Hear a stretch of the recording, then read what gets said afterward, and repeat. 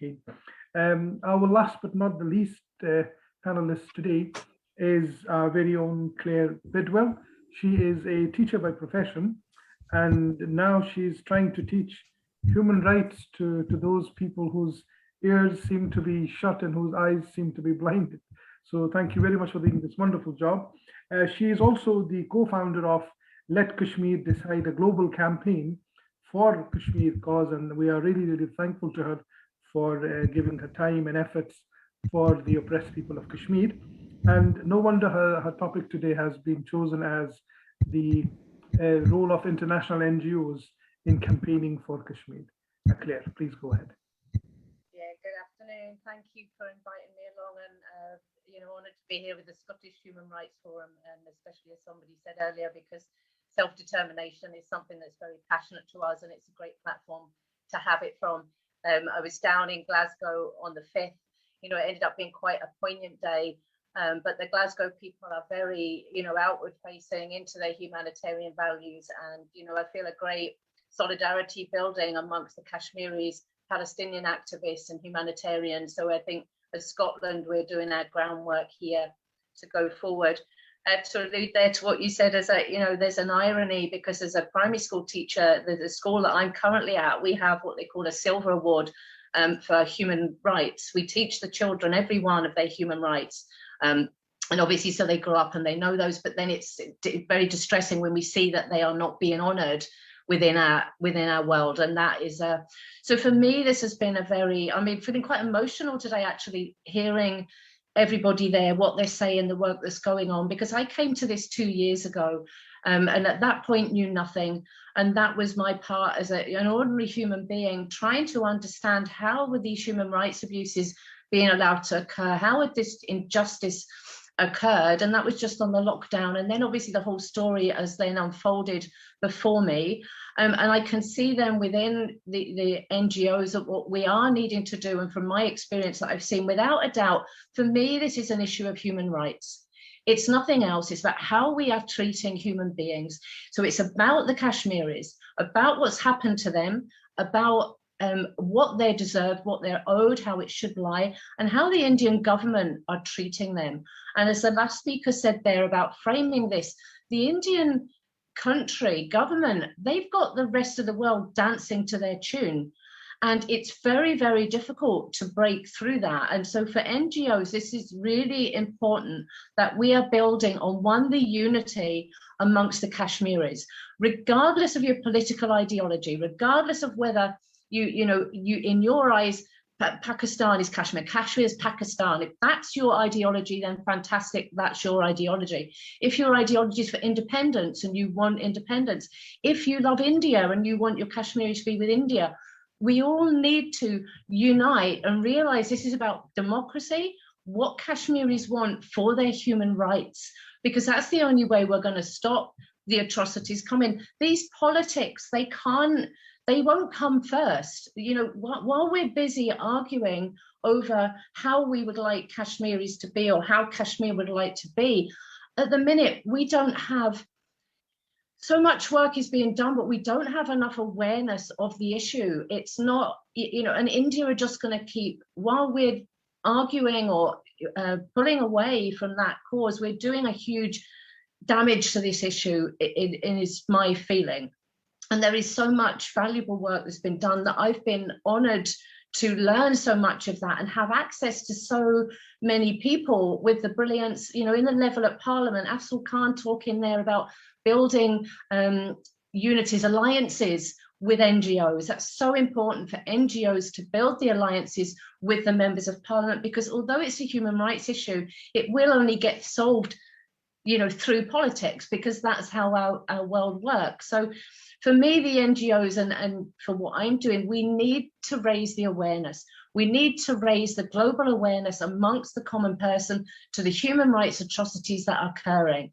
And we can't do that without the Kashmiris also being part of that and highlighting what's caused this issue. I mean, as Masood Khan said at the beginning of this, You know, he's been through every country. He has been in mosques in the UK. He's made, you know, many connections. I met him myself. I think somebody also mentioned, I think it was Asal Khan again, the importance of the visibility of anybody speaking up for the Kashmiris, because then we need to see action. People, there's so many people mistrusting in this issue because it's gone on for 70 years. You know, they don't know who to trust, there's so many different stories. But if we unite, if we amalgamate the knowledge that we know, the reality here is the 73 years of abuses, you know, the millions missing, the rapes, the line of control, the shootings, everything that it's conjured up, and then finalized 2 years ago when India came in the way they did and took over. And again, to allude to a story before, we are seeing these cordon and search operations. We're seeing the young men annihilated. So many families without their breadwinners, without their fathers, people living in fear every day, a third generation of fear, never knowing what the day is going to bring. That is the reality at the heart of this. And everybody on this panel and anybody listening, for me, the human rights are at the issue, and we need to come together and find that way. All the NGOs building the unity, building the contact, supporting one another, letting one another know what work that they are working on, so that we're not doubling up too much. So, you know, we need to be contacting councillors, members of parliament. We need to be working, as the person talked about earlier, in building the global movement. We need to bring it back to our grassroots level, our local towns, our areas, and hope that everybody else is doing that around the world, and we can build it up. So it's a top-down effect, a bottom-up effect that they need to work on. I'm going to pull back to the Red for Kashmir campaign that we've just recently run. It's one of those things, you know, putting heart and soul into something that was for the Kashmiris. You know, the profiles all turned red 2 years ago on the 2019. When I became aware of this red colour was everywhere, for the alarm. We ran a campaign, a uniting campaign, a solidarity campaign, wanting everybody to jump aboard, record, you know, this evidence, raise this global awareness, so that when you put on your social media, everything was alight with red, so the common person can see what is this about. And we had so much participation. It was fantastic. There's over 1,000 people talking about it on Facebook. There are over 10,000 hashtags on it on Facebook. Twitter was alight as well. But more important was the process in coming towards the 5th of August, the people we've met, the contacts we've now made, the building forward. We've come across people in our organization, and this is where other organizations could take forward that model. We've met with senators in America, in Canada, in Australia that we've never had before, people working as human rights activists. And then, you know, on the day, like I said, it was a very emotional day, because often we're doing our work, we're doing our campaigning, and in order to not break down, you're focused, you know, you've got a bit of a shell up, and you're focusing on what you want to do to make an impact, what you want to do to be heard. And I think on the 5th, it was very, you know, the emotions came out, the reality of it came out, why we're doing it came out. And I think as human beings, that's what we all need to do, to remember the reality. You know, self-determination, as everybody said, and as his right to Scotland, is a basic human right. It's also a right promised to Indigenous people. So around all these, you know, I often feel, if you had the Indian soldiers at your door and they're coming in to rape your mother and your daughter, are you really going to stand there and start saying, oh, well, this is under this notion, this is illegal here, and this is, you know, it's wrong. It's just wrong. And as human beings, whoever we are, whatever our political ideology, you know, we need to rise above that. We need to then, with regards to that, work together. The NGOs need to be the humanistic, put their efforts into solving this, into self-determination, would resolve all that issues.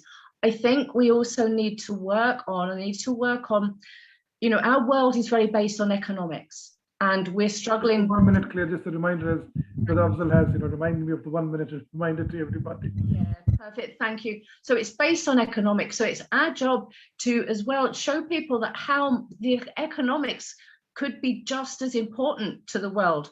without the, if there was peace in the region, no wars, everybody would be so much more profitable. However, Kashmirs decide their future. Without the conflict, there would be more productivity. So I think there's scope to show that by valuing the human rights, it can also serve the needs of the economics. But India needs to be challenged without a doubt. We need to raise awareness. That's the stage we're at, really, for me, with this campaign, is raising the awareness. So we've got more people, more army to knock on our government doors, knock on UN doors, and get the Kashmiris' voices heard. Thank you. Thank you very much, Claire, for that. Very, very important. And I think sometimes the emotional part of it is missed in all of the legal, innuendos. And I think that's really, really important, because that's a huge part of what's happening in Kashmir, that people need to emotionally connect with that and actually feel it. So thank you very much for highlighting that as well. We have